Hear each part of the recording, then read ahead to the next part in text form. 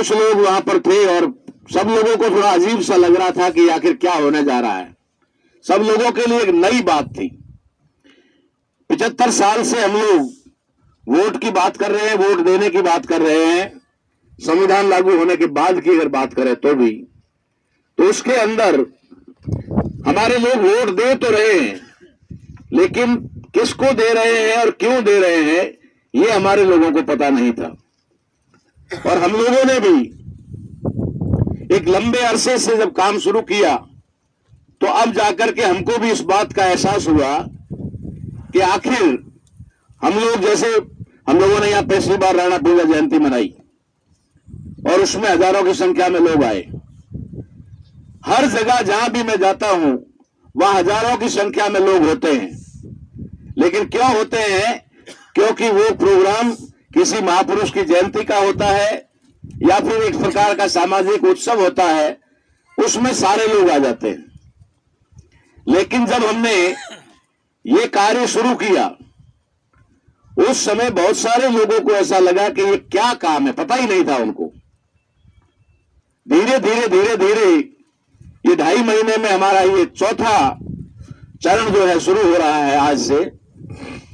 इससे पहले हमने बाड़मेर, बालोतरा और जैसलमेर तीनों जिलों के अंदर लगातार ये सघन अभियान चला करके 4-5 गाड़ियां लगा करके हमने हर गांव तक पहुंचने की कोशिश की और जिलों के सम्मेलन भी हमने लगाए। अभी हम लोग तहसीलों के सम्मेलन की शुरुआत आज से हमने की है।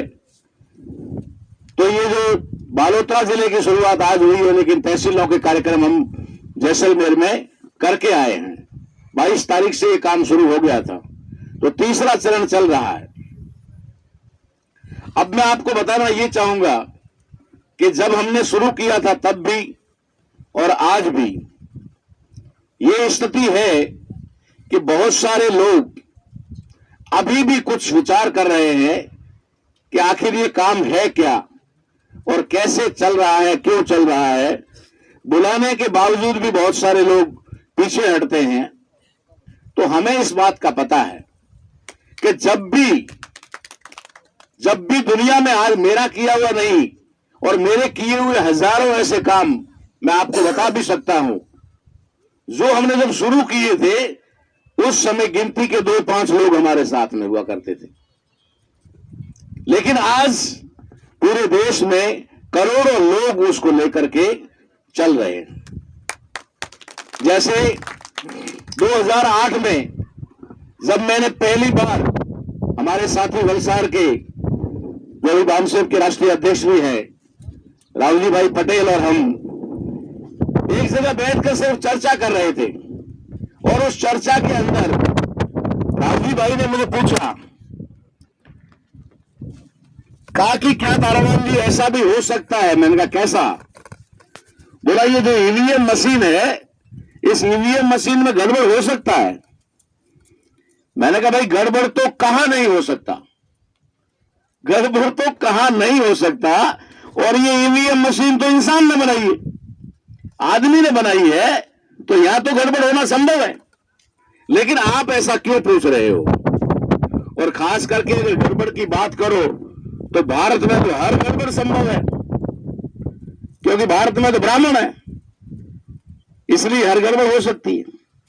इसलिए जब चर्चा की तो उन्होंने कहा कि इलेक्शन में जिस बूथ पर मेरी ड्यूटी लगी थी वो बूथ 100% कांग्रेस का था, आदिवासी बेल्ट था।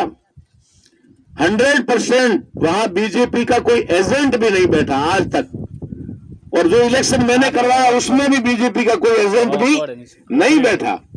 लेकिन जब गिनती हुई तो उस बूथ से बीजेपी को 65% वोट मिले। इसलिए मुझे थोड़ा डाउट हुआ, तो मैंने आपसे पूछा। तो मैंने कहा इंसान ने मशीन बनाई है, जैसा इंसान चाहे वैसा उपयोग कर सकता है, लेकिन वो सवाल उस समय खड़ा हुआ जो आज पूरे देश का एक इशू बना हुआ है, बहुत बड़ा इशू बना हुआ है। आज देश के हर बच्चे की जुबान पर, सुप्रीम कोर्ट के जजों की जुबान पर, सुप्रीम कोर्ट के वकीलों की जुबान पर, पार्टियों के और सामाजिक नेताओं की जुबान पर और आम पब्लिक की जुबान के ऊपर आज ईवीएम मशीन का नाम है और ईवीएम में गड़बड़ है ऐसा कह रहे हैं। 2008 में हम लोगों ने पहली बार किया था, तो हम दोनों ने बात की और फिर तीसरे चौथे को जब सुनाया तो कुछ लोग हमारे ऊपर हंसे थे कि तुम्हारे पास कोई मुद्दा नहीं है क्या, तुम लोग ऐसे ऐसे मुद्दे कहां से ले आते हो। मैंने कहा चलो कोई बात नहीं। तो शुरुआत में उस समय हमें हमारी बात को सुनने को तैयार नहीं था, जो आज पूरे देश के अंदर जंतर मंतर पे दिल्ली से लेकर के गली तक छाया हुआ है। ये मुद्दा हमारा शुरू किया हुआ है, मैं आपको बताना चाह रहा हूं। दूसरा मुद्दा जिसकी बात करता हूं, आज देश का हर आदमी, हर नागरिक और हर बड़े से बड़ा आदमी कहता है कि भारतीय संविधान बचाओ, भारतीय संविधान बचाओ, संविधान खतरे में है। 2010 में पहली बार आगरा से हमने ये नारा दिया था कि भारतीय संविधान बचाओ और लागू करो, बचाओ और लागू करो। जब हमने पहली बार दिया था उस समय आईएएस अधिकारियों ने भी, बड़े बड़े ओहदों पर बैठे हुए लोगों ने भी, बड़े बड़े संगठनों के लोगों ने भी हमें ऐसे व्यंग्यात्मक भाषा में कहा था कि इन लोगों को तो कोई मुद्दा नहीं मिलता, इसलिए नए ऐसे मुद्दे लाते हैं। संविधान को कौन खा रहा है? किसकी औकात है जो संविधान की तरफ देख भी ले, संविधान पर कोई उंगली लगाकर देख ले? ये भाषा हम लोगों ने सुनी थी। लेकिन आज देश का प्रत्येक नागरिक भारतीय संविधान बचाओ लेकर के खड़ा है। ये दो उदाहरण मैंने आपको सिर्फ उन हजारों उदाहरणों में से दिए हैं, दो उदाहरण कि जो कारवा अभी हमने शुरू किया है, इस कारवा को देख करके, इस टेंट को और इस टेंट में उपस्थित लोगों को या रैली में भाग लेने वाले लोगों को देखने के बाद शायद आपको भी ऐसा लग रहा होगा, क्योंकि कुछ तो आपके चेहरे ही बता देते हैं कि लोग तो है नहीं, बहुत कम है, लोग तो बहुत कम है और कैसे ये पार पड़ेगा। इसलिए मैं आपको बताना चाहता हूं कि आपको कहीं पर भी निराश होने की जरूरत नहीं है। हमने जब भी जो भी काम उठाया है वो करोड़ों लोगों तक पहुंचाया है। और अब मैं आपको बता देता हूं कि ये थोड़ा टेढ़ा मामला है। इसलिए टेढ़ा किस लिए है कि अगर किसी साधारण छोटा बच्चा होता ना, एक बालक, छोटा बच्चा बोल भी नहीं सकता, उसके हाथ में पेन पकड़ा दो, कोई भी चीज पकड़ा दो, या उसमें कोई चीज हाथ में पकड़ रखी है, उस चीज को आप उससे खोसने की कोशिश करो तो क्या वो क्या प्रतिक्रिया होगी? नहीं छोड़ेगा और अपनी पकड़ को मजबूत करेगा। एक छोटे से बालक का उदाहरण दे रहा हूं, बड़े आदमियों की, समझदार लोगों की नहीं कह रहा, सिर्फ बालक, एक बच्चा, उससे भी अगर उसकी चीज छीनते हो तो उसकी पकड़ मजबूत होती है और पकड़ कमजोर होने लगती है तो वो रोने लगता है, ठीक है ना, चिल्लाने लगता है। हम लोग वहां से सीखते हैं, हम लोग किताबों से नहीं सीखते, हम लोग कोई बड़े बड़े यूनिवर्सिटी से नहीं सीखते, हम हमारे समाज के आखिरी व्यक्ति से सीखते हैं। तो आज जो इस देश के अंदर सदियों से सत्ता पर काबिज लोग बैठे हैं, जिन्होंने सत्ता को भोगा है, जिन्होंने इस देश को अपना गुलाम बना करके ऐश आराम किया है, अगर उनके हाथ से सत्ता छीनने की बात अगर शुरू हो जाए तो क्या होगा? कोशिश करेगा, उसे रोकने की कोशिश करेगा, जब नहीं रुकेगी तब चिल्लाएगा, तब रोएगा। अभी जब हमने शुरू किया तो हमारे लोगों को पता नहीं चला कि ये काम कितना इंपॉर्टेंट है, ये काम कितना महत्वपूर्ण है, इस काम की क्या अहमियत है, ये उनको पता नहीं है हमारे लोगों को। लेकिन जो सत्ता में बैठे हुए लोग हैं उनको पता है कि हमारी कब्र के लिए पहला फावड़ा चल चुका है, हमारी कब्र खोदने के लिए पहला फावड़ा चल चुका है ये उनको पता है, हमारे लोगों को पता नहीं है। इसलिए हमारे लोग सहमे हुए हैं, हमारे लोग डरे हुए हैं, हमारे लोग विचार कर रहे हैं क्या करें, कहीं ऐसा ना हो घर के रहें ना घाट के रहें, ताराराम जी पता नहीं कहां ले जा करके किस खड्डे में डालेंगे। इस प्रकार के विचार हमारे लोगों के दिमाग में चल रहे हैं। ये मैं पढ़ता हूं, मुझे पता है हर आदमी के दिमाग में क्या चल रहा है। यही तो मेरा 40 साल का तजुर्बा है। मैं चेहरे देख के पढ़ता हूं, उनकी बॉडी लैंग्वेज को पढ़ता हूं, उनकी भाषा जब बोलता है तो पढ़ता हूं, उनके जब आने का नहीं जाने का आने का होता है तब समझता हूं। बहुत सारी भाषाएं जो नहीं बोली जाती वो मैं समझता हूं। इसलिए उनको इस काम के लिए भी ऐसा लग रहा है कि यार ये कैसे सफल होगा, ये 2-4 गाड़ी, ये 150 लोग, ये कैसे होगा। लेकिन मुझे पता है प्रकृति के नियम का, प्रकृति के नियम का पता है।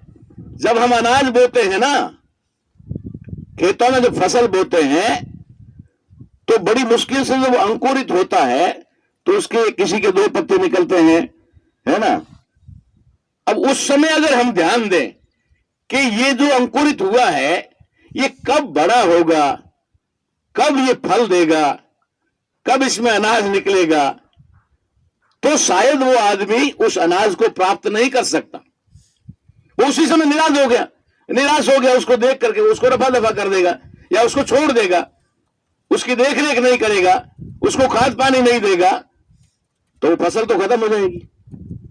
लेकिन एक आदमी को पता होता है कि आज जो फसल मैं बो रहा हूं ये एक दिन हरियाली के रूप में लहलहाएगी और उसके बाद में ये पुष्प फूल इसके ऊपर आएंगे, फिर फल आएगा और फिर ये फसल भी देगी। तो वो जब बोता है ना उसी समय कटाई के बारे में सोचता है कि ये इतने समय के बाद में इसकी कटाई होगी। तो हमने जो ये बीज बोया है, बहुत सारे लोगों के लिए नाम ही अटपटा है। मताधिकार होता क्या है, मताधिकार होता क्या है, क्योंकि लोगों को बताया ही नहीं। पढ़े लिखे लोगों को क्या बताया, मतदान, मत का दान कर दो। तुम हमेशा दान करते आए हो, अन्नदान किया, धन दान किया, कन्यादान किया, भूदान किया, तो ये भी दान है, ये भी दान कर दो। और हमारे लोग दान करते आए, जिसने मांगा उसको दे दिया। उनको पता नहीं था कि एक वोट की क्या वैल्यू होती है, वोट की क्या कीमत होती है। तो मताधिकार शब्द ही उनके लिए एक अटपटा शब्द है, नया शब्द है। मताधिकार, मताधिकार का मतलब होता है मत का अधिकार। हम मत के बारे में नहीं जानते, हम वोट के बारे में जानते। हम किसके बारे में जानते हैं, वोट के बारे में जानते हैं, क्योंकि वोट के बदले पौवा मिलता है, वोट के बदले बोतल मिलती है, वोट के बदले डोडा मिलता है, और वोट के बदले दारू मिलता है, अफीम मिलता है। ये किसके बदले मिलता है, वोट के बदले मिलता है। इसलिए हमें वोट का तो पता है, लेकिन मत का हमें पता ही नहीं है। मत क्या होता है, मत वैसे तो वोट का हिंदी शब्द है, लेकिन हिंदी शब्द जब हम बोलते हैं तो हमें पता लगता है उसका अर्थ क्या है। मत का मतलब होता है विचार, विवेक, बुद्धि, मति। कहते हैं ना कभी कभी आदमी बुरा कर लेता है, अरे इसकी तो मति मारी गई। अक्सर हम पूछते हैं ना, भाई पंचायत भी होती है, अपने जाति पंचायत कोई भी हो, तब लोग बोले ना कि अपना मत रखो भाई, इसमें अपनी राय रखो। अपनी राय, राय यानी मत क्या है, तो ये मत है, ये इस देश की सरकारें चुनने के लिए, आपके अपने सच्चे और अच्छे प्रतिनिधि चुनने के लिए आपको दिया हुआ एक अधिकार है, एक अधिकार है। लेकिन हमारे लोगों को ये नहीं बताया गया कि ये अधिकार है। हमारे लोगों को कहा कि वोट है और दे दो, हमारे लोग देते रहे। तो इसलिए हमने जब मताधिकार का महत्व बताना शुरू किया, तो जो जानकार लोग थे, जो जानते हैं कि मताधिकार का मतलब क्या होता है, उनके लिए तो खतरा पैदा हो गया। उनके लिए उनकी नींद हिलने लगी। और जो हमारे लोग हैं वो सोचने लगे कि मताधिकार है क्या, आप की नई बल्लाई है, पता ही नहीं उनको। मताधिकार ये शब्द ही नहीं है कहीं भी डिक्शनरी में। आज के वर्तमान में मतदान है, वोटिंग है, वोट करो, पोलिंग करो, ढेकड़ा पूछना सारे हैं। हमारे लोगों की भी खासियत अंग्रेजी बोलना सीख गए, हिंदी नहीं जानते। तो ये मताधिकार हमने समझाने का प्रयास किया कि ये मत का जो अधिकार है, जब अधिकार की बात करेंगे ना तो उसे बचाने की बात करेंगे। जब दान की बात करेंगे तो बचाने का कहां है? जब दान आ गया तो बचाना का है? बचाना नहीं है, देना है। दान का मतलब क्या हुआ? देना है। जब अधिकार की बात आ जाती है, मताधिकार, तो आदमी सोचता अच्छा ये मेरा राइट है, ये मेरा अधिकार है। और अधिकार है तो किस लिए है और इस अधिकार से मुझे क्या मिल सकता है? तो ये मताधिकार शब्द हमने पहली बार लोगों की जुबान पर लाने का प्रयास इसलिए किया है ताकि हमारे लोग मत के अधिकार को, यानी वोट के राइट को, वोट के अधिकार को समझ सके और समझ करके फिर उसका सदुपयोग कर सके। अगर वे लोग अपने वोट का सदुपयोग करना सीख जाएंगे, मैं गारंटी से बड़े स्टाम्प पर लिखने को तैयार हूं कि जो व्यक्ति अपना वोट समझ सोच करके देगा वो कभी समस्याओं की लाइन में खड़ा नहीं रहेगा। ये मैं डंके की चोट पे कहता हूं। मेरी कोई समस्या नहीं है, मैं वोट देख करके देता हूं, सोच समझ के देता हूं, ठीक है, आपके साथ में ही हूं। लेकिन मैं डंके की चोट कहता हूं कि मेरी कोई समस्या ही नहीं है। हां, मैं बहुत सारे लोगों की समस्या हूं, मैं बहुत लोगों के लिए समस्या हूं, मगर मेरी कोई समस्या है ही नहीं, क्योंकि मुझे समस्या का हल करना आता है, समाधान करना आता है। हमारे खेतों में देखो ना, पे तार लगा हुआ, उनका क्या, झटका मशीन, झटका मशीन लगाते हैं ना, तो वो क्यों लगाते हैं? उसे मरता कोई नहीं, लेकिन क्या होता है, उसके जैसे टच में आता है वो मशीन उसे करंट के माध्यम से फेंक देती है और झटका इतना जोर से लगता है कि साधारण का तार है ना कहीं पर जिसमें करंट नहीं है, उसको भी 5 कदम दूर से चलता है। ये वो झटका मशीन का मामला है। तो समस्याएं हमारे जीवन में क्यों नहीं है? क्योंकि हमने अपने अंदर झटका मशीन का करंट पैदा कर रखा है। समस्या आती है, भाग जाती है, आती है, भाग जाती है। समस्या को जितना आप समस्या के रूप में लोगे वो उतनी ही बढ़ती जाएगी, उतना ही वो खतरनाक रूप धारण करती जाएगी। तो आज हमारा समाज जो है वो हर तरह से समस्याग्रस्त है, ये हम सभी लोग अच्छी तरह से जानते हैं और समस्याओं को झेलने वाले तो बहुत बेहतरीन ढंग से जानते हैं। लेकिन उन समस्याओं का समाधान क्या है? उन समस्याओं का समाधान मात्र मताधिकार का सही उपयोग, मत के अधिकार का अगर सही उपयोग आपने कर लिया तो आपकी कोई समस्या रहने वाली नहीं है।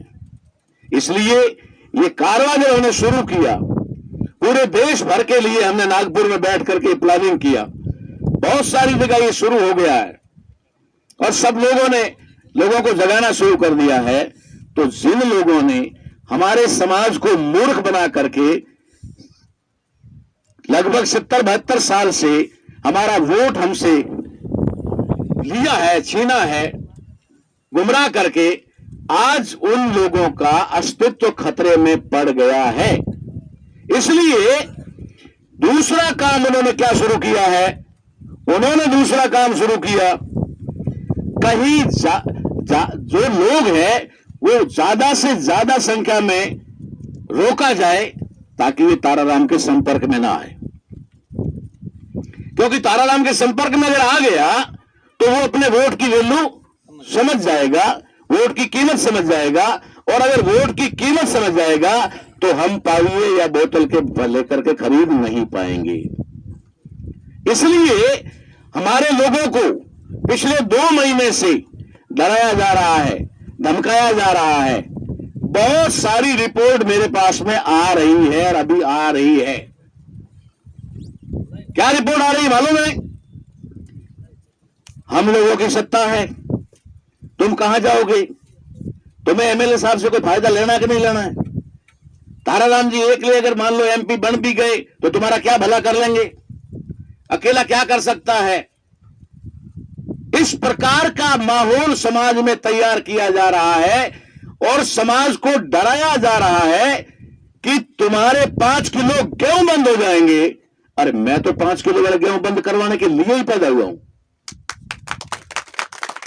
मैं तो 5 किलो गेहूं बंद करवाने के लिए ही तो तैयार हुआ हूं। मैं ये चाहता हूं कि 5 किलो गेहूं के लिए तुम लाइन में ना खड़े रहो। तुम्हारे बाप दादे 5 किलो गेहूं प्रतिदिन दान देते थे, प्रतिदिन दान देते थे। ये पता है या नहीं? मुझे पता है।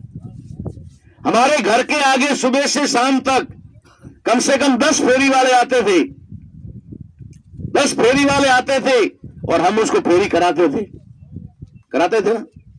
हम अन्न देने वाले थे ना। आज अन्न देने वाले लोगों को, दान देने वाले लोगों को 5 किलो गेहूं की लाइन में खड़ा कर दिया। ये विकास है?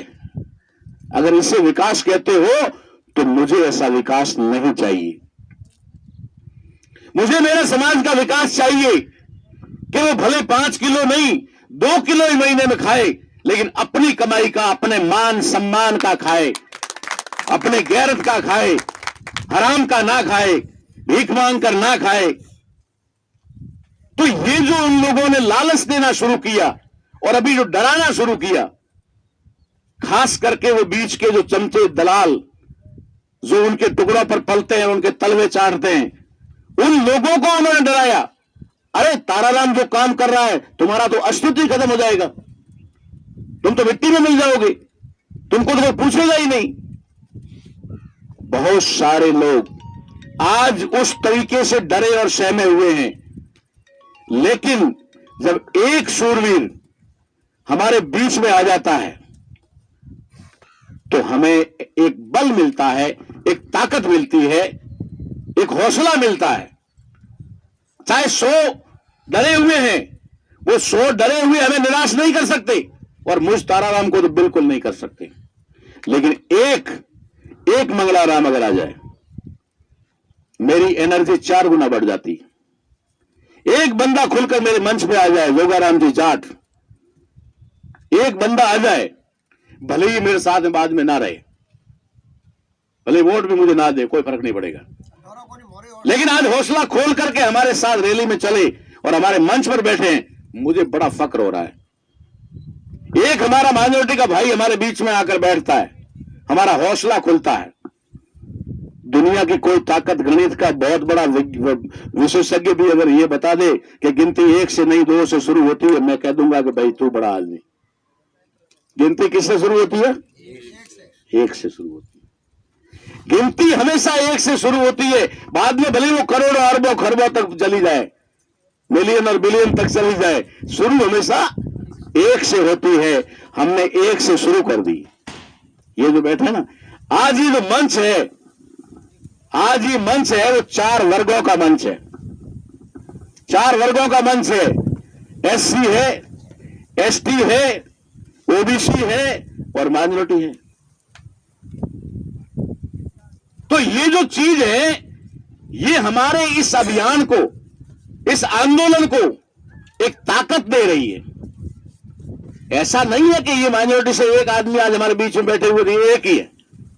अरे भाई, इनका भी कोई रिश्ता है, इनकी भी कोई गिनायतपन है, इनके भी बेटी बुआ है, मौसी है, इनका भी पूरा कोई कबीला होगा, पूरा परिवार होगा, कुटुंब होगा। तो ये इनके माध्यम से ये विचार वहां जाएगा, हमारी बात इनके माध्यम से उनके परिवारों में जाएगी। जाएगी तो असर करेगी, जाएगी तो असर करेगी। इसलिए हमने ये कभी भी हमारे आसपास में निराशा को अपने आसपास नहीं आने दिया। और पिछले 2.5 महीने से ज्यादा का समय हो गया है, हम लोग निरंतर चल रहे हैं, निरंतर चल रहे हैं, काम रुक नहीं रहा है। हमारी टीमें रात को 10-10 बजे तक काम करती है। अभी तक 1 रुपया भी मैंने होटल में खाने का नहीं दिया है मंगलाराम जी। ये जो मेरी टीमें दौड़ रही है, 1 पैसा भी मैंने इनको होटल में खाने का नहीं दिया है। इनको खाना समाज खिला रहा है, खाना समाज खिला रहा है। इनके रहने की व्यवस्था समाज कर रहा है। हम घूम रहे हैं, हमारे रहने की और खाने की व्यवस्था समाज कर रहा है। इससे हमें हौसला मिलता है। लोग सामने से नोट दे करके, सामने से नोट और लालच और लोभ और पैसे और अफीम डोडे दारू दे के जाने की कोशिश करते हैं, फिर भी वे लोग उनको नहीं इज्जत देते और हमें खाना भी खिलाते हैं, रहने की जगह भी देते हैं, सम्मान भी देते हैं, इज्जत भी देते हैं। इसका मतलब है कहीं न कहीं हम लोग सही रास्ते पर चल रहे हैं। अगर हम सही रास्ते पर नहीं होते तो समाज में सारे लोग तो मूर्ख नहीं है, कुछ लोग तो समझदार होंगे। वे समझदार लोग ही सही हमें कह देते, ताराराम जी क्यों ये पगड़ा मचा रखा है, बैठ जाओ ना चुपचाप। मैंने आपको पहले ही कह दिया है, इलेक्शन लड़ना या नहीं लड़ना ये 2 बातों पर डिपेंड करता है, लेकिन जन जागरण का काम निरंतर चलता रहेगा, कभी बंद नहीं होगा। चाहे हम चुनाव लड़ें, चाहे चुनाव ना लड़ें, चाहे हम हारें, चाहे हम जीतें, कुछ भी हो, लेकिन हम ये जागृति का कारवां बंद नहीं होने देंगे। ये जागृति का अभियान जारी रहेगा। चुनाव लड़ने की बात आती है, लोग बोलते चुनाव लड़ना है तो लड़ना है, तो लड़ना है, इसमें क्या है, कोई बड़ी बात नहीं, कोई अपराध नहीं है, कोई गुनाह नहीं है। और गुनाह है तो लोग 4-4 बार क्यों कर लड़ रहे हैं? कई लोग 3-3 बार, कई लोग उम्र भर लड़ते हैं। अगर अपराध है तो उनको रोको भाई, कि एक बार कर लिया, अब दोबारा क्यों अपराध कर रहा है? तो चुनाव लड़ना या इलेक्शन में खड़ा होना ये कोई अपराध नहीं है, लेकिन हम जानते हैं कि हम 2 कंडीशन में चुनाव लड़ेंगे। पहली कंडीशन, अगर आप ईवीएम मशीन हटाओगे, आप और मेरे से नहीं हटेगी। मैंने टोटल कोशिश कर ली, नहीं हटी मेरे से नहीं हटी, इसलिए आपके पास आया हूं, इसलिए आपके पास आया हूं। मेरे से हट जाती ना, या जो दिल्ली में हमारे साथी लड़ रहे हैं उनसे अगर हट जाती तो मैं आपके पास नहीं आता, क्योंकि ईवीएम हटेगी सिर्फ आपसे हटेगी, मेरे से या उन सुप्रीम कोर्ट के वकीलों से या बड़े लीडर से नहीं हटेगी। ये जनता से हटेगी या आप लोगों से हटेगी। इसलिए आपको अगर ईवीएम मशीन हटानी है तो पहली कंडीशन है कि इलेक्शन तभी लड़ा जाएगा जब पहले ईवीएम हट जाएगी। क्योंकि ईवीएम अगर होती है इलेक्शन में या ईवीएम से इलेक्शन होता है तो चुनाव लड़ने का कोई मतलब ही नहीं है। फिर तो जिसको जिताना है वो तय है। और इतने तो पागल लोग नहीं है, चुनाव आयोग वाले भी है सरकार में बैठे हुए, कि ताराराम की साइड में मशीन सेट कर देंगे। इतने तो भोले भी नहीं है, भोले नहीं है, पागल भी नहीं है, इतने मूर्ख भी नहीं है कि वो ये कह देंगे कि जब ताराराम को जिताते एक मशीन में तो कम से कम अपने पैर पे कुल्हाड़ी तो कोई भी नहीं मारता ना। तो इस प्रकार से ईवीएम मशीन अगर हटेगी तो चुनाव लड़ा जाएगा। दूसरी कंडीशन क्या है? ईवीएम मशीन हट भी गई कि चलो भाई बैलेट पेपर से अब चुनाव होगा, उसके बाद जनता का फरमान होगा, लोगों का आदेश होगा कि भाई अब लड़ो चुनाव, हम आपके साथ हैं, तो लड़ेंगे। अगर जनता साथ में नहीं है और चुनाव लड़ना है तो फिर सुसाइड करना अच्छा है, आत्महत्या करना है अच्छा है। लेकिन बहुत सारे लोगों को अभी इससे डर लगने लगा है कि ये तो इलेक्शन लड़ेगा, और अगर ये इलेक्शन लड़ेगा तो हमारा क्या होगा। इसलिए थोड़ा डर व्याप्त है लोगों में, थोड़ा भय है, और वो भय धीरे धीरे धीरे धीरे निकल रहा है। अब निकल रहा है, अब लोग आ रहे हैं। और अभी तो समय है, अभी तो 2 महीने का समय है हमारे पास में। इस 2 महीने के अंदर तो हम जो लोगों के अंदर का डर है ना, वो सारा निकाल लेंगे और निकाल करके सारा सामने वाले के सीने में डाल देंगे। इधर का डर निकाल के उधर डाल देंगे और वो मैदान छोड़कर भागने को मजबूर हो जाएंगे। इलेक्शन लड़ना नहीं लड़ने की बात मैं बाद में करूंगा। पहले आपसे ये बताता हूं कि हमारे लोग जो अब तक चुनाव लड़े हैं और लड़कर के जो लोकसभा में गए हैं, वो लोकसभा में जो गए हैं उन्होंने क्या तीर मारा, उन्होंने क्या किया, आप लोगों की नजर में नहीं है लेकिन हमारी नजर में है, क्योंकि हम तो हर वक्त उनके ऊपर नजर रखते हैं, उनकी हर गतिविधि के ऊपर नजर रखते हैं। आज दिन तक जो भी खास करके हमारे क्षेत्र से बाड़मेर जैसलमेर की बात करें, जो भी यहां से गया है, हां ठीक है, वो थोड़ा आर्थिक रूप से मजबूत हो गया, इतना तो किया भाई, इसको तो नहीं नकार सकते, जो सच्चाई है उसको। थोड़ा आर्थिक रूप से मजबूत हो गए। जिनके पास में बोलेरो गाड़ी थी उनके पास में आज फॉर्च्यूनर आ गई, इतना हो गया। कुछ बंगले हो गई, कुछ गाड़ियां हो गई, और इसमें उनका दोष नहीं है, इसमें उनका दोष नहीं है। मैं बताता हूं आपको, उनका दोष नहीं है। कहीं वो भी बुरा मान जाए कि ताराराम तो जरा हमको ही ऐसे लेके कर रहा है। उनके बस का रोग भी नहीं है और उनके कुछ हाथ में भी नहीं है। जब वो चुनाव जीत करके वहां गए, एक बार हाजिरी लगी, शपथ हुई, शपथ होने के बाद में कह दिया कि जाओ कमाओ और खाओ। यह आशीर्वाद उनको दे दिया। क्या दे दिया? कमाओ और खाओ, बाकी तुम्हें कुछ नहीं करना। न तो तुम्हें पार्लियामेंट में आना है, न तुम्हें पार्लियामेंट में कुछ बोलना है, न कभी किसी बात के कोई अधिकार की बात करनी है, न अपने वोटर्स की बात करनी है, न अपनी जनता की बात करनी है। बस एक नारा, कमाओ और खाओ। तो सर आशीर्वाद ही उनको यही दिया। शपथ लेने के बाद में यही कहा गया, कमाओ और खाओ। तो उन्होंने सोचा पार्लियामेंट में आने का मतलब ही ये होता है, कमाओ और खाओ। तो उन्होंने कमाना और खाना शुरू कर दिया। यही मैं देख रहा हूं 75 साल से, सुन रहा हूं। 75 साल तो मुझे नहीं हुए, लेकिन कुछ आंखों से देखा, कुछ आंखों से सुना हुआ भी, कानों सुना हुआ भी। अब तक जो हुआ उसमें जो भी सांसद हमारा चुन करके गया या पूरे देश में से गए, उनमें से 90% से ज्यादा सांसद सिर्फ और सिर्फ एक नारे पर चल रहे हैं, कमाओ और खाओ। इसके अलावा कुछ नहीं। जनता जाए भाड़ में। फिर वो कहते हैं कि अरे कमाओ और खाओ वाला मामला तो 4.5 साल चल गया, अब तो 6 महीने बचे हैं। 6 महीने के बाद फिर इलेक्शन आने वाला है, फिर वोट आने वाले हैं। अब की बार वोट कैसे देंगे लोग? तो फिर वो उनके पास जाते हैं, उनको पूछते, अरे तुमने तो कहा था कमाओ और खाओ, हम 4.5 साल तक कमाते रहे और खाते रहे, अब ये वोट कैसे लेंगे? तो फिर वो क्या कहते हैं? फिर कहते हैं अरे बहुत कमाया है ना, थोड़ा उनको खिलाओ। बहुत कमाया है, थोड़ा उनको खिलाओ, वोट दे देंगे। फिर ट्रकों से माल आना शुरू हो जाता है, खाओ भाई। फिर जो कमाया हुआ थोड़ा खिलाते हैं, हमारे लोग खा करके वोट दे देते, वोट देते और फिर चुन करके चले जाते हैं। 75 साल में इसके अलावा अगर कुछ चल रहा है तो मेरे नॉलेज में भिखाराम जी जरूर लाना।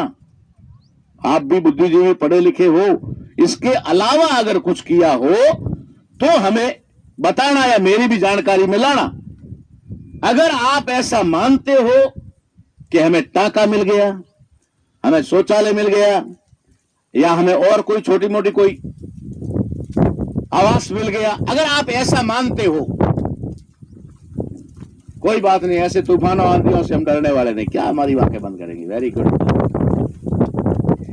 ये जो चीज है जिसको हम मान रहे हैं, ये हमारी समस्याएं नहीं है। एक सांसद को 5 साल के लिए हर साल का एक कोटा निर्धारित होता है। हर साल का एक कोटा निर्धारित होता है कि एक सांसद को साल में इतने करोड़ रुपए मिलेंगे। अभी तो कुछ बढ़ा दिया शायद, वरना 25 करोड़ था कि 5 करोड़ से शुरू था। तो वो जो पैसा सांसद को मिलता है कोटे में, अब वो अकेला डकार नहीं सकता, इसलिए क्या करता है, आपको शौचालय देता है, आपको टाका देता है, आपको थोड़ा बहुत सभा भवन दे देता है। ये देकर के वो आपका ही पैसा है, वो सांसद कोटे में है, इसका मतलब वो सांसद के खेत से नहीं आया है, सांसद ने अपने खेत का अनाज बेचकर नहीं लाया। वो पैसा जो आप माचिस पर टैक्स दे रहे हो, नमक पर टैक्स दे रहे हो, हर जगह का जो आपका टैक्स जा रहा है, वही पैसा सांसद के कोटे में आता है कि इतने करोड़ रुपए साल में एक सांसद को मिलेंगे। वही पैसा वो आपको देता है और आप राजी हो जाते हो, आप राजी हो जाते हो कि वाह एमपी साहब ने हमें बहुत दे दिया। अरे एमपी साहब को आपको देना क्या चाहिए था, वो नहीं दे पाया। आपको अधिकार देने चाहिए थे, आपको शिक्षा देनी चाहिए थी, आपको रोजगार देना चाहिए था, आपको चिकित्सा फ्री में हॉस्पिटलों की सुविधाएं देनी चाहिए थी, आपके बच्चों को अच्छी एजुकेशन और हायर एजुकेशन देनी चाहिए थी, उसकी सुविधाएं करवानी चाहिए थी। वो नहीं किया, बस एक टाका दे दिया, सभा भवन दे दिया, आवास दे दिया, हम खुश हो गए। और वो भी हमारा ही ये देकर कोई एहसान नहीं किया, एहसान नहीं किया। वो जो सांसद कोटे का पैसा है वो जनता के लिए है और जनता को उसे देना ही देना, आपको नहीं तो आपके भाई को नहीं देगा। बस वो थोड़ा सा ढूंढते हैं कि कौन हमारे नजदीक वाला है, उसको देते हैं। इसलिए साथियों, ये जो लोकसभा के चुनाव हैं, ये चुनाव कोई सरपंच के चुनाव नहीं है जिसके अंदर आप लोगों को, ये आपके अधिकारों को बचाने का मामला है।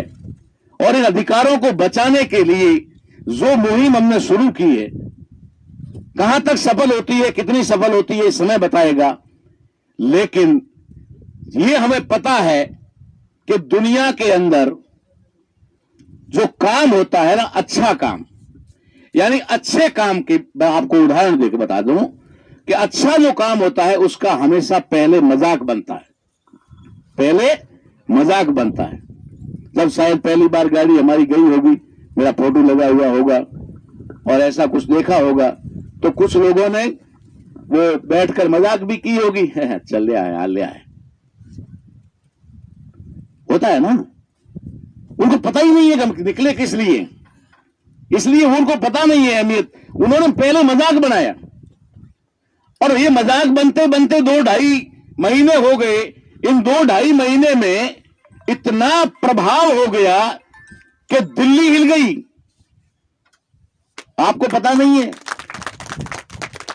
आपको पता नहीं है इस बारे में कि इस देश के अंदर सबसे बड़ी 2 पार्टियां हैं, बीजेपी और कांग्रेस। बीजेपी और कांग्रेस दोनों ही आपके बाड़मेर के लोकसभा क्षेत्र के अंदर, दोनों ही पार्टियां सामान्य सीट पर एससी एसटी का बंदा ढूंढने को मजबूर हो गए हैं।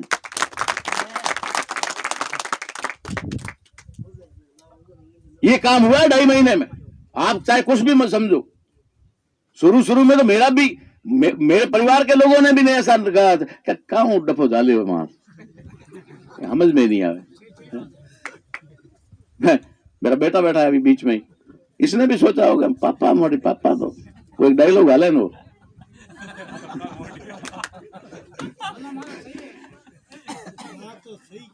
भाई बच्चा है, उसके दिमाग में इतनी बात थोड़ी ना आई होगी कि ये क्या कदम उठाया है, क्या होगा। हाँ, इनको सिर्फ इतना जरूर दिखता है कि पैसे की बर्बादी तो हो रही है, पैसा तो लग रहा है। हाँ, इसको पता है कि मेरा कम हो रहा है, इतना जरूर है। लेकिन ये पता नहीं है कि ये पैसा कहां लग रहा है। हमने ये पैसा कहीं पर भी कोई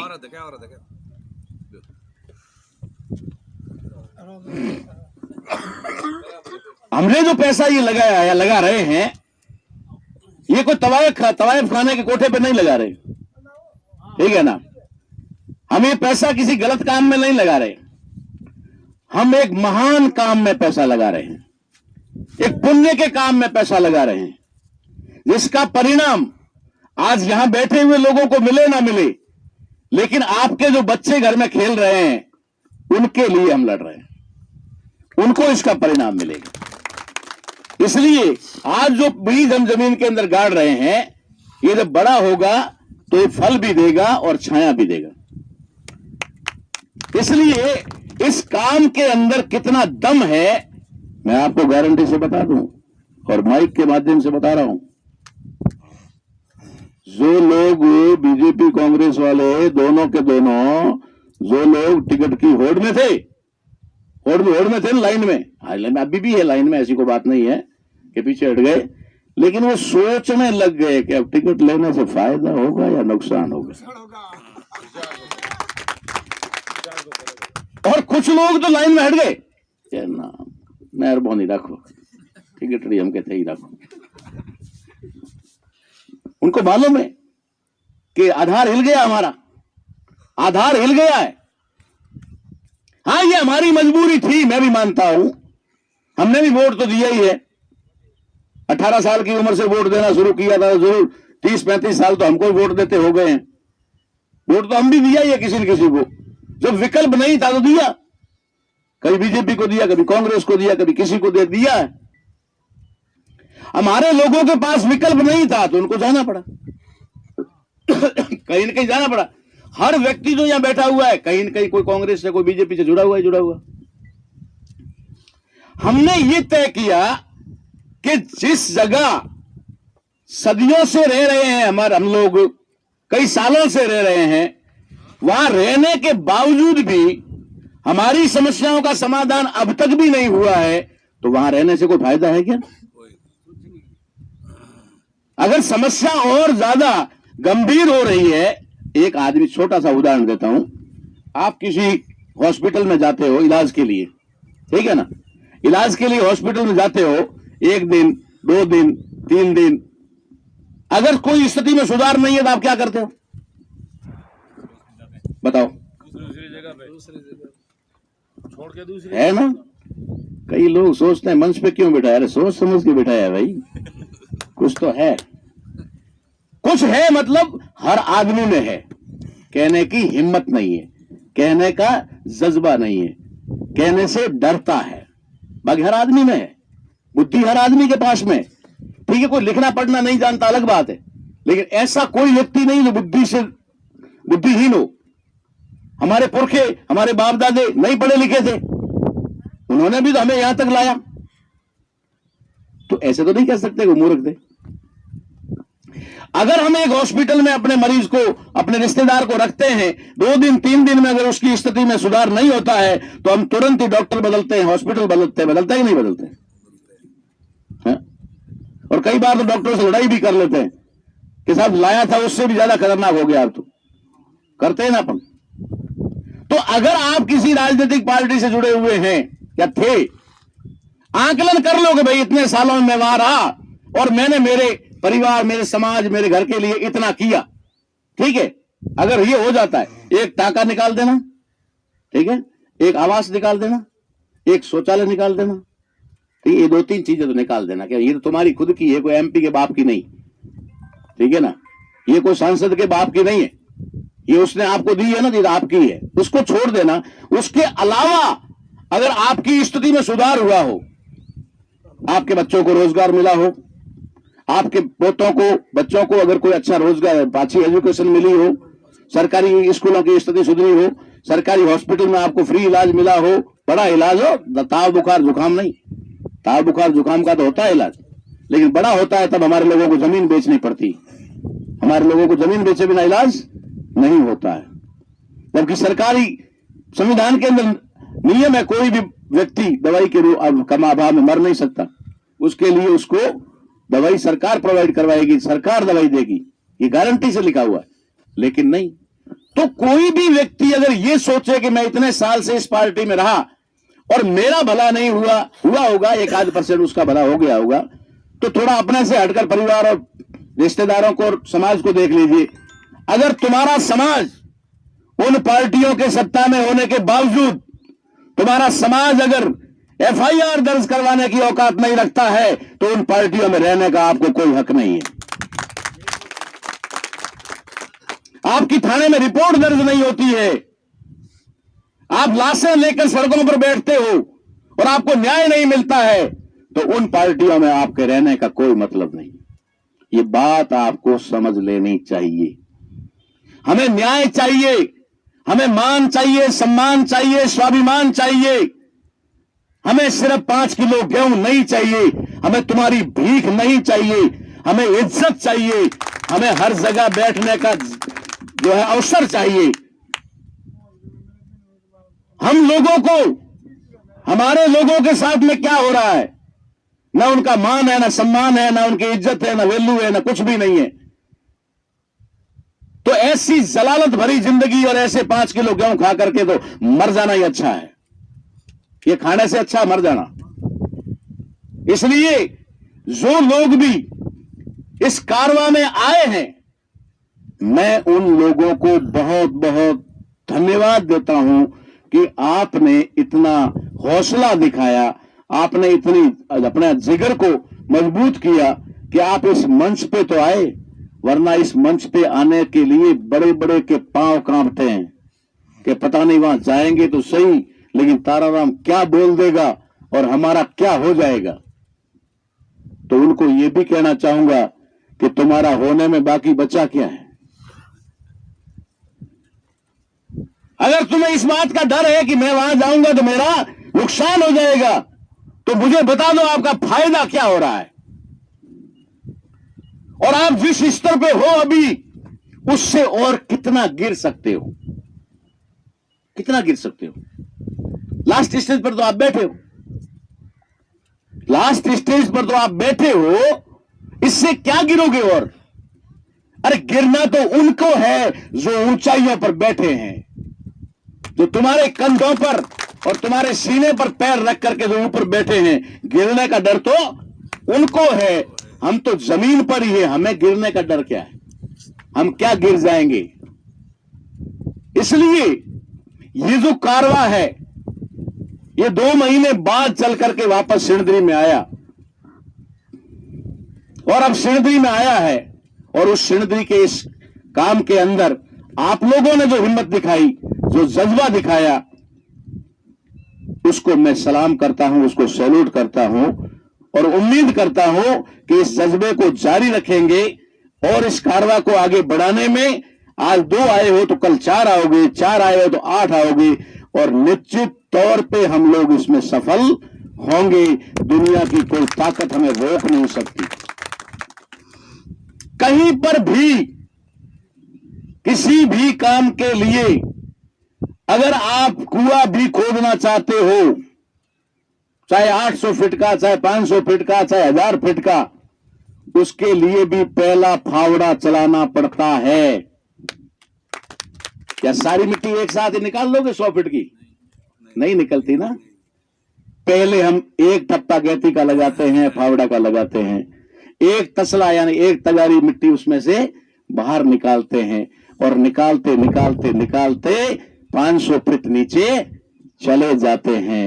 ये हमने वो कुआं खोदने का काम किया है जिस कुएं की मिट्टी का हमने पहला फावड़ा मारा है, पहला गैती चलाया है, पहला मिट्टी का तसला भर के बाहर डाला है। ये निश्चित तौर पे कुआं खुदेगा और इस कुएं में पानी आएगा, और पानी पी करके समाज जिंदा रहेगा।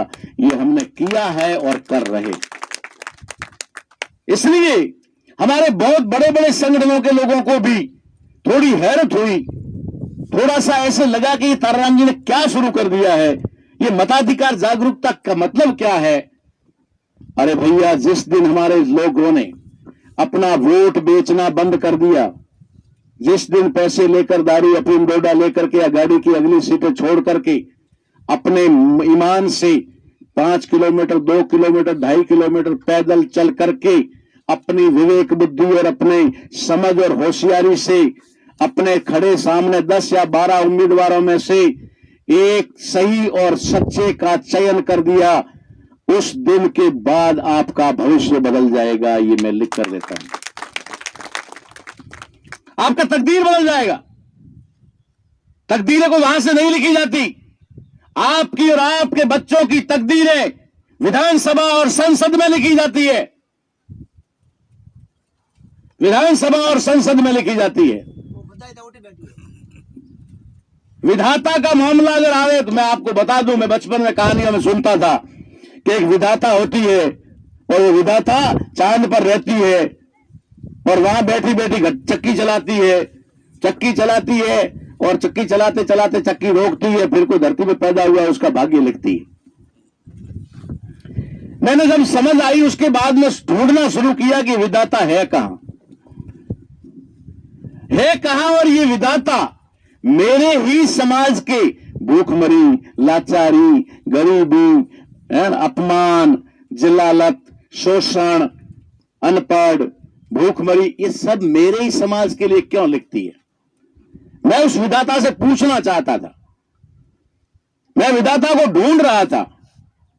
जब मैंने ढूंढने का काम शुरू किया तो चांद पर मैं जा नहीं सका, तो जो चांद पर गए थे उनको पढ़ा। पहले कौन गए थे? हिलेरी और क्या नाम उनका,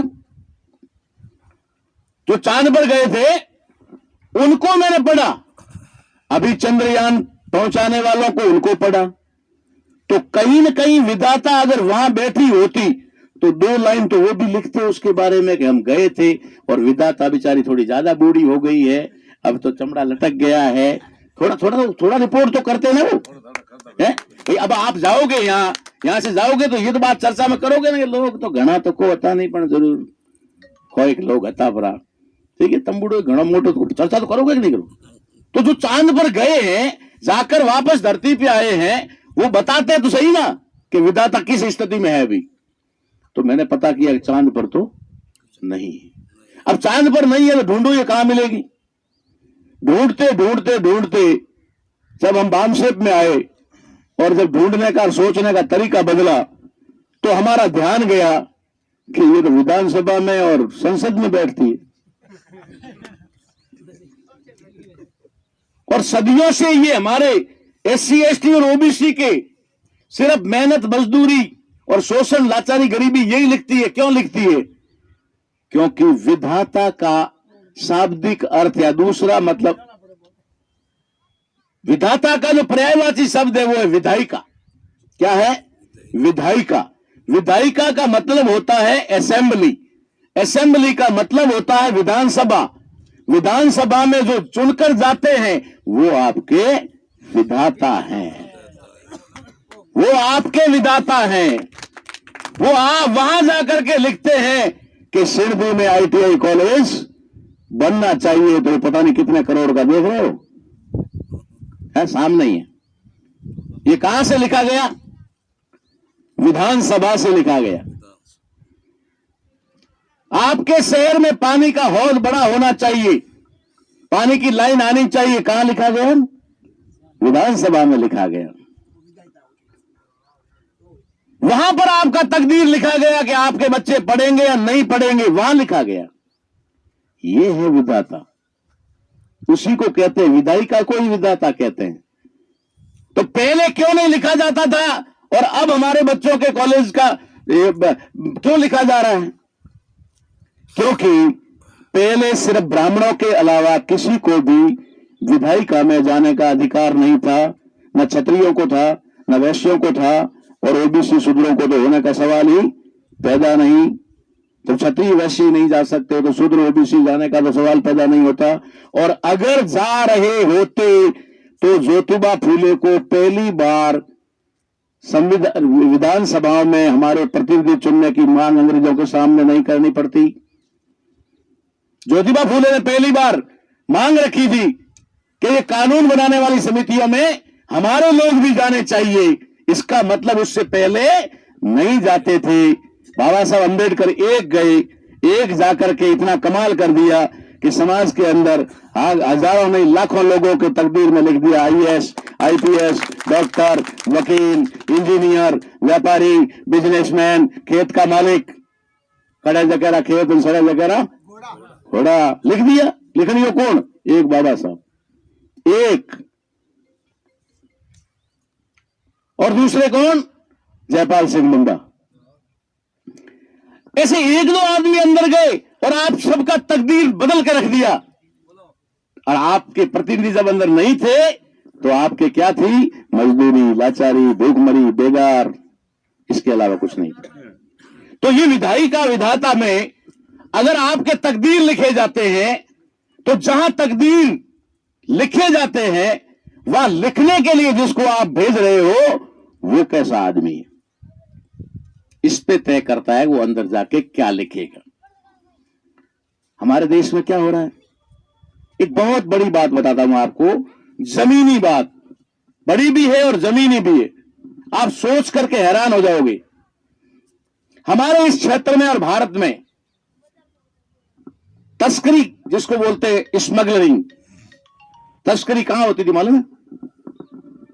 सिर्फ बॉम्बे, दिल्ली, बड़े जो शहर हैं वहां पर। और तस्करी में क्या जाता था मालूम है? पहले तस्करी किस बात की होती थी, स्मगलिंग किस बात की होती थी? हीरों की, हीरों से शुरू हुई थी, हीरों से तस्करी शुरू हुई, फिर सोने चांदी की हुई, फिर नशे में हेरोइन की हुई, हेरोइन के बाद चर्च की हुई, गांजे की हुई, अफीम की हुई, डोडे की हुई, और अब तो देश महान बन गया कि अब तो मिट्टी की भी तस्करी हो रही है। मिट्टी की भी तस्करी हो रही है, ठीक है ना? तो मिट्टी की तस्करी हो रही है, बजरी की तस्करी हो रही है, और पानी की भी तस्करी शुरू हो गई है। अभी पानी की तस्करी शुरू हो गई है।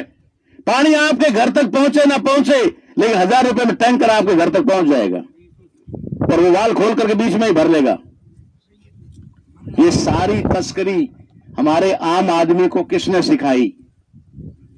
ये उन लोगों ने सिखाई जिनको चुन करके वोट दे करके आपने वहां पर भेजा, वहां भेजा।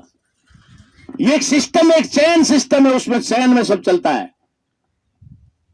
ये बातें यहां मंच पर कहने वाली नहीं है।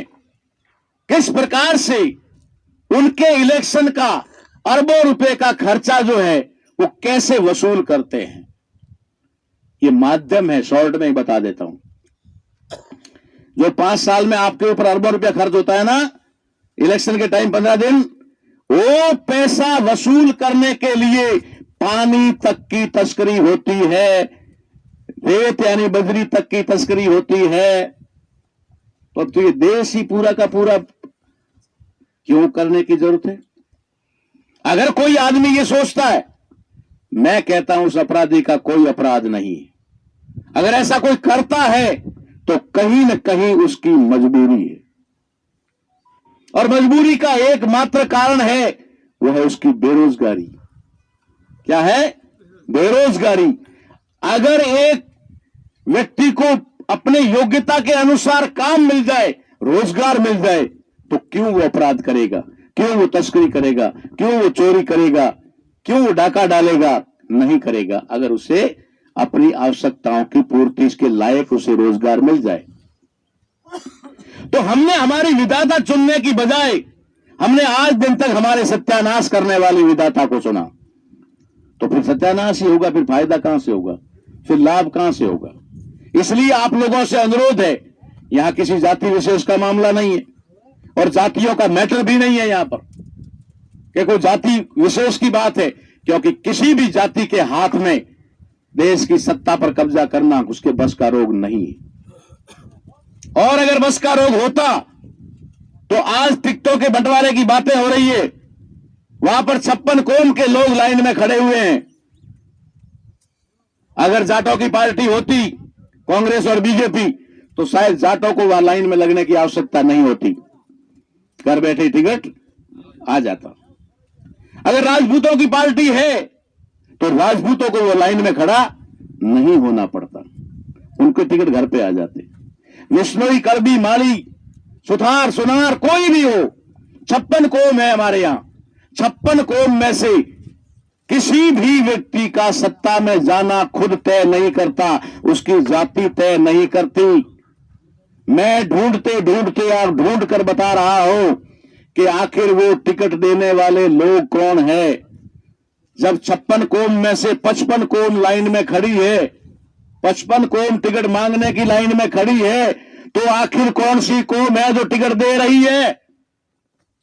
अगर ये आपने समझ लिया कि टिकट देने वाली कौन कौन सी है, कौन टिकट दे रहा है, अगर ये आपको पता लग गया तो निश्चित तौर पे आप जाति से ऊपर उठ करके एक सच्चा प्रतिनिधि चुनने में सफल हो जाएंगे, एक ईमानदार प्रतिनिधि चुनने में सफल हो जाएंगे, जो आपके और आपके बच्चों के भविष्य को निर्धारित कर सकता है।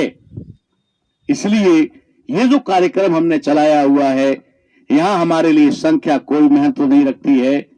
हमारे को तो 1-2 आदमी मिल गया है, वही बड़ी बात है। आज तो हमारे पूरे तीनों जिलों के अंदर आज की तारीख में कहें तो लाखों लोग हमारे साथ खड़े, लाखों लोग हमारे साथ खड़े, क्योंकि यहां जो बैठे हुए लोग हैं इनके पीछे भी तो 50-50, 100-100 होंगे यार। ऐसा तो कोई आदमी है नहीं जो यहां पर अकेला ही है, ऐसा तो कोई है नहीं।